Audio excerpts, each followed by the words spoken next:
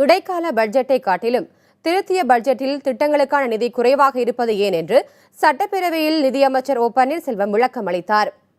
திருத்திய பட்ஜெட் மீதான 4வது நாள் விவாதத்தை தொடங்கி வைத்து பேசிய திமுக உறுப்பினர் சேகர் பாபு, இடைக்கால பட்ஜெட்டை விட திருத்திய பட்ஜெட்டில் திட்டங்களுக்கான நிதி ஒதுக்கீடு 20% குறைவாக இருப்பது ஏன் என்று வினவினார். அதற்கு பதிலளித்த நிதியமைச்சர் ஓ பன்னீர்செல்வம், இடைக்கால பட்ஜெட்டிற்கு பிறகு வந்த மத்திய பட்ஜெட்டும் 7வது ஊதியக்குழு பரிந்துரைகளை மத்திய அரசு ஏற்றதுமே திட்டங்களுக்கான நிதி ஒதுக்கீடு குறைக்கப்பட்டதற்கு காரணம் என்று விளக்கம் அளித்தார்.